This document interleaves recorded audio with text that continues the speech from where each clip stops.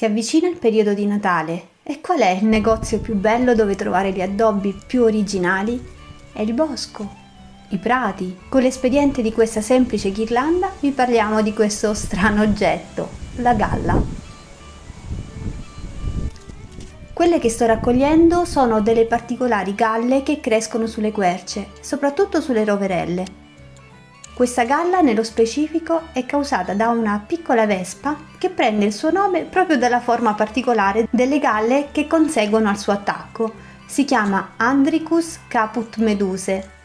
Infatti queste galle hanno una forma un po' che ricorda la testa di Medusa, l'omonima dea della mitologia greca. Ma che cosa sono le galle? Le galle sono delle escrescenze vegetali che tantissime piante producono e le producono come difesa ad un attacco esterno che può essere provocato da insetti, da funghi, da muffe, da afidi.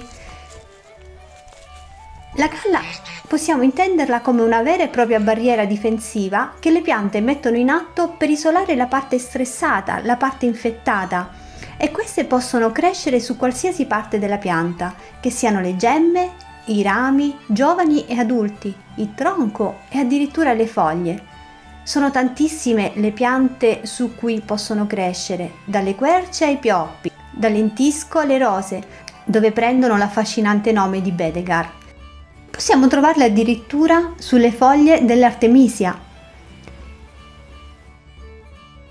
A prescindere le varie cause che possono provocare questa formazione anomala vegetale, sono state comunque da sempre utilizzate nella medicina tradizionale.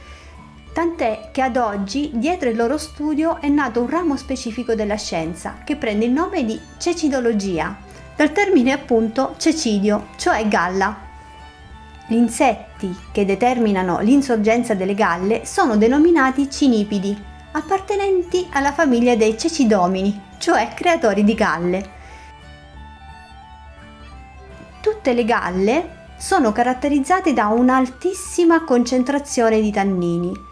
Infatti i tannini sono tra i metaboliti secondari che un vegetale produce proprio come difesa, come autocura, per fronteggiare qualsiasi malattia o attacco esterno indesiderato. Ed è proprio questa sostanza ad aver determinato un così larghissimo utilizzo delle galle nella tradizione medica e non solo. Ad oggi la medicina moderna ne ha riconosciuto il loro potere antiossidante, nonché antinfiammatorio, antibatterico e astringente.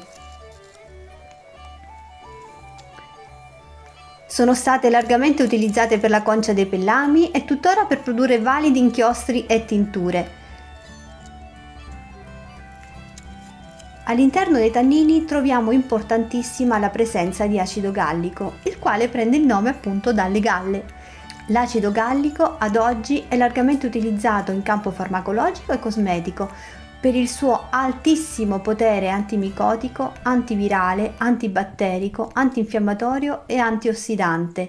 Ma tornando brevemente all'utilizzo delle galle nei secoli, queste sono state utilizzate anche in ambito enologico, soprattutto come stabilizzante del colore dei vini rossi e per aumentarne anche la conservabilità. E dopo questa breve descrizione delle galle, la mia ghirlanda è pronta per abbellire la mia casa.